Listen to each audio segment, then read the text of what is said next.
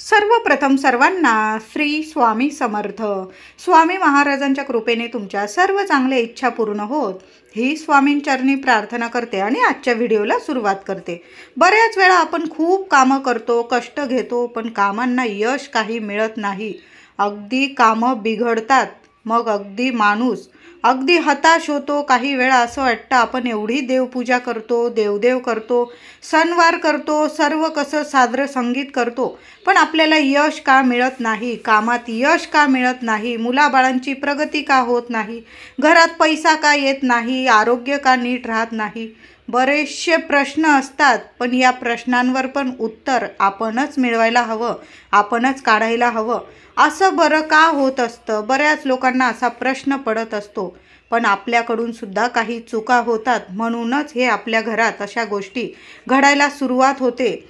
तर असं का होतं? तर आपल्या घरातली कुलदेवी, आपलं कुलदैवत जर आपल्यावर प्रसन्न असेल तर आपल्या घरात सर्व काही चांगलं शुभच घडायला लागतं आणि आपल्या प्रत्येक मनातील इच्छा आपली पूर्ण होते, प्रत्येक कामात यश मिळतं आपल्याला. पण काही वेळा काय होतं, छोट्या मोठ्या गोष्टी राहून जातात कुलदेवीच्या, कुलदेवताच्या करायच्या. त्यामुळे सुद्धा बरेचसे कामं, आपल्या कामांमध्ये अडचणी यायला लागतात. मुलाबाळांची प्रगती थांबते. कुठंही कामाला गेलो तर त्यात अडचणी येतात, अपयश येतं आपल्याला.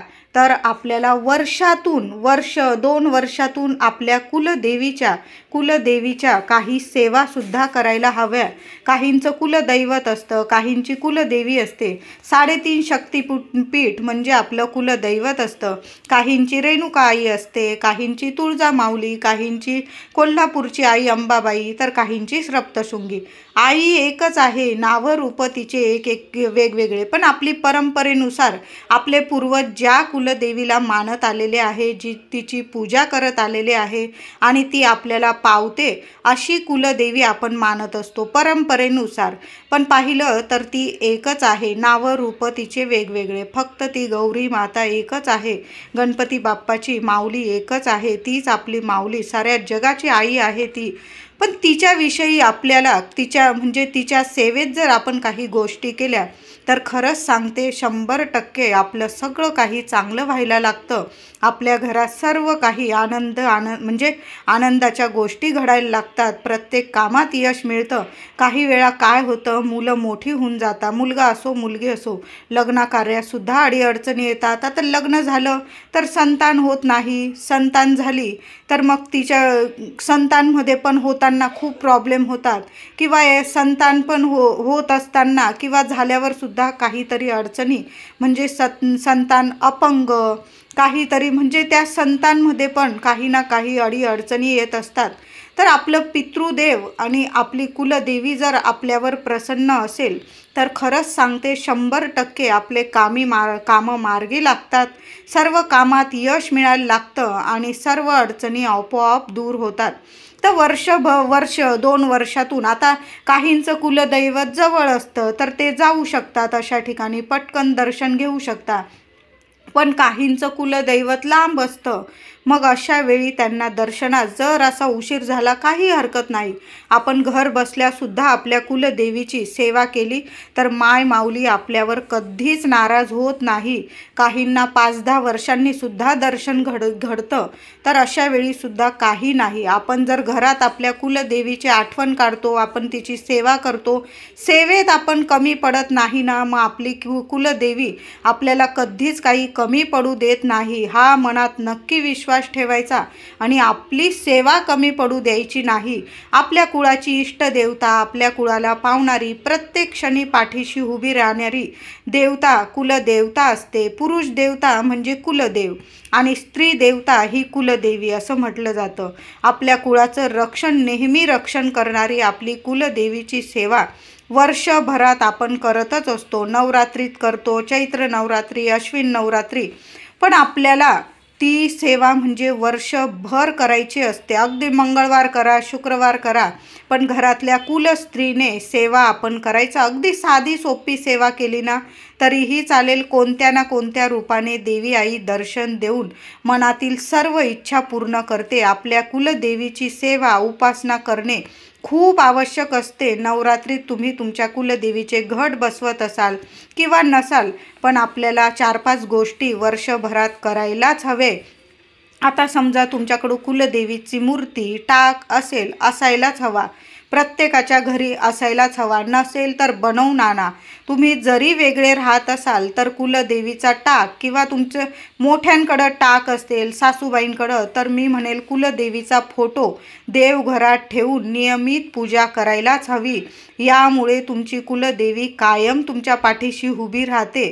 तर तुमच्याकडं फोटो नसेल, टाक नसेल, तर मी म्हणेल की नक्की बनवून आणा तुम्ही फोटो.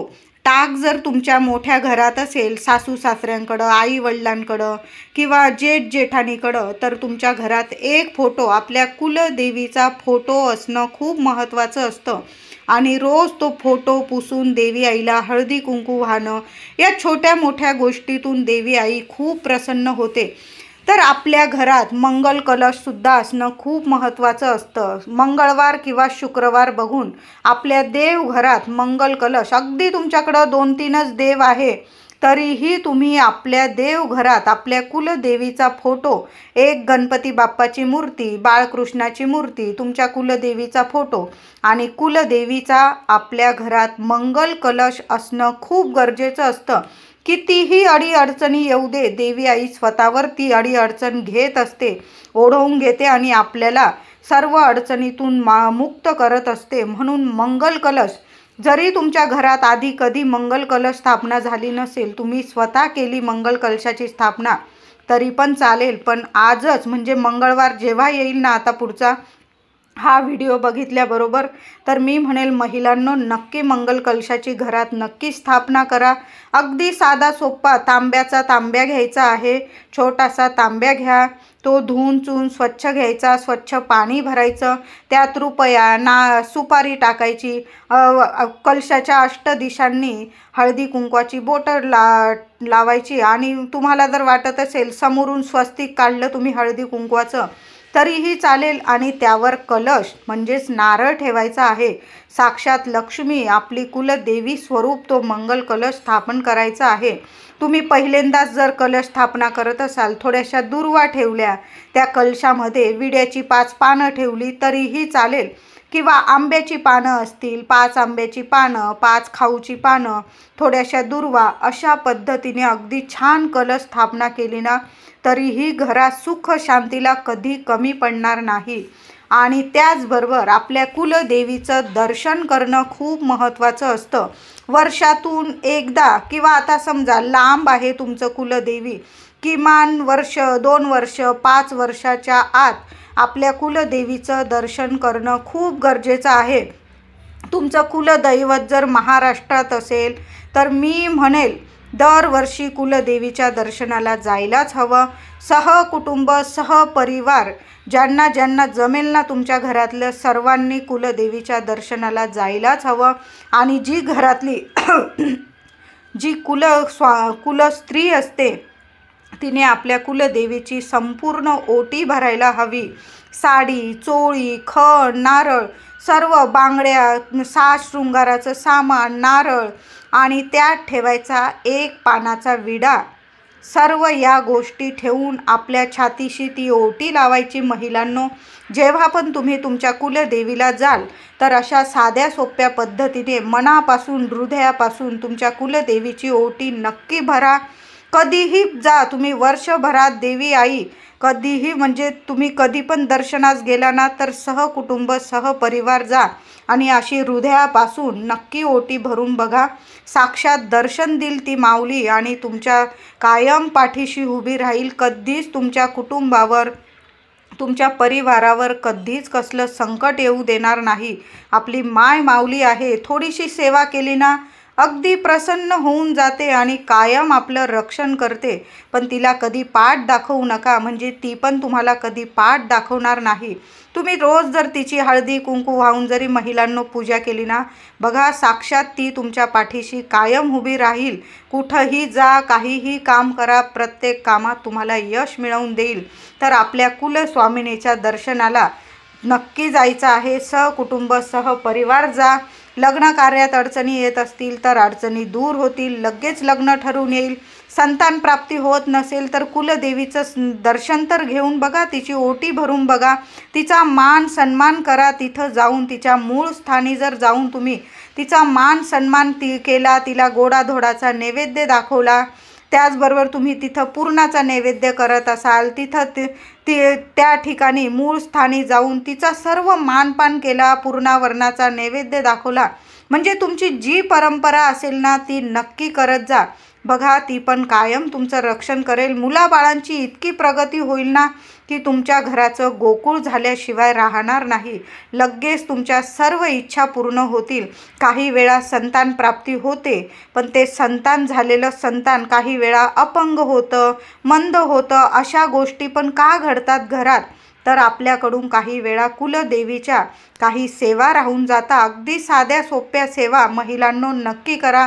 आपल्या घरात कुलदेवीचा टाक किंवा फोटो असणं खूप गरजेचं आहे. नसेल तर नक्की घेऊन या. कुलदेवीचा मंगल कलशाची स्थापना झाली नसेल तर लगेच करा. कुलदेवीच्या दर्शनाला जात नसाल तर लगेच दर्शनाला जाऊन या. तर या गोष्टी करणं खूप गरजेचं असतं. आता समजा तुम्हाला जास्त वेळ म्हणजे झाला देवी आईच्या दर्शनाला नाही जाता आलं, तर मग काय करायचं?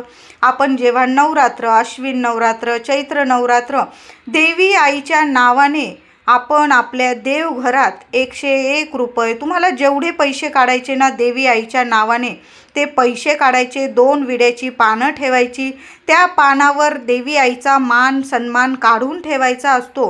किंवा एखाद्या मंगळवारी जरी खूप अडचणी येत आहे तुमच्या घरात आणि तुम्ही बऱ्याच वर्ष झालं दर्शनाला जात नाही, तुमची मनातली इच्छा पूर्ण होत नाही, मग काय करायचं? 2 विड्याची पानं ठेवायची, त्यावर 101 रुपये ठेवायचे, हळदी कुंकू फुलं व्हायचे, देवी आईला नमस्कार करायचा पती पत्नीने किंवा सहकुटुंब सहपरिवार देवी आईसमोर नतमस्तक व्हायचं, नाक घसणी करून घ्यायची आणि देवी आईला क्षमा याचना मागून घ्यायची आणि देवी आईला प्रार्थना करायची, हे माय माऊली तूच आता आनंदाने आम्हाला तुझ्या दर्शनाला सहकुटुंब सहपरिवार लवकरात लवकर बोलव, अशी प्रार्थना करायची आहे. आणि हे पैसे मी तुझ्या साडी चोळीचे काढून ठेवत आहे, तुझे मान सन्मान मी आज काढून ठेवलेला आहे, हेच पैसे घेऊन मी तुझ्या दर्शनाला येईल आणि याच पैशांनी तुझी साडी चोळीची ओटी घेईन, असा तुझा मान सन्मान काढत आहे, आमची सर्व इच्छा पूर्ण कर, अशी प्रार्थना करायची आहे. वर्षातून आपल्याला हे 2 वेळा तरी करायचं आहे. मग तुम्ही जेव्हा 5 वर्षातून जर लांब असेल तुमचं कुलदैवत खूप, तर मग 5 वर्षातून एकदा तरी आपण दर्शनाला गेलं पाहिजे. आणि वर्षातून 1-2 वेळा असे 101 रुपये तुम्ही काढून ठेवा. तुम्हाला जास्त काढायचे असतील तुम्ही काढू शकता, पण किमान 101 रुपये तरी काढून ठेवायचं. देवी आईचा मान सन्मान हा काढून ठेवायचा असतो, म्हणजे आपण तिची आठवण करतो, तिला आपण कधीच विसरत नाही, याचा अर्थ असा होतो.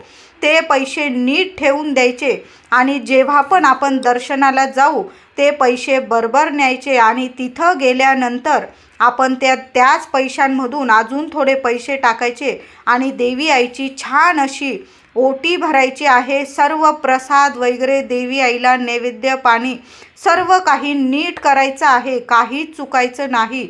मग बघा देवी आई आपलं कसं सर्व चांगलंच करत असते. देवी आईच्या या सेवा करून बघा.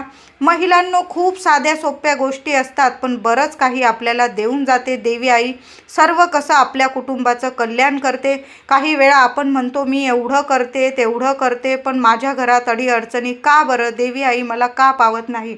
तर या गोष्टी आपल्याकडून राहून जाता. महिलांनो दर मंगळवार शुक्रवार असेल तुमच्या कुलदेवीची, आपल्या कुलदेवीचा मंगल कलश भरावा.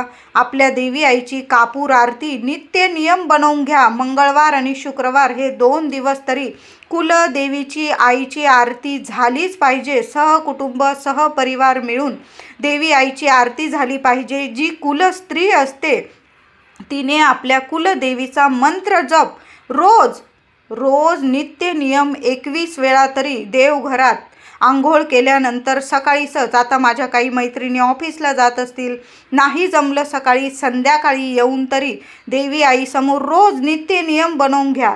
संध्याकाळी यायचं, दिवा लावायचा, तुपाचा, अगरबत्ती, धूप लावायचं, देवी आईसमोर आसन घेऊन बसायचं. आपण स्वामींची नित्य सेवा तर करतो, त्या नित्य सेवेत एक लावून घ्यायचं की आपल्या कुलदेवीचा 21 वेळा तरी मंत्र जप झालाच पाहिजे. ओम कुलदेवताय नमः, ओम कुलदेवताय नमः.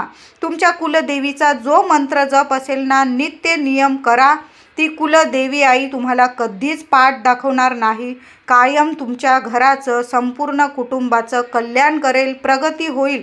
या छोट्या मोठ्या गोष्टी नक्की करा. कुलदेवी आईच्या वर्षातून या गोष्टी झाल्याच पाहिजे. अगदी लांब असेल कुलदैवत तर मी तुम्हाला सांगितलं काय सेवा उपाय करायची.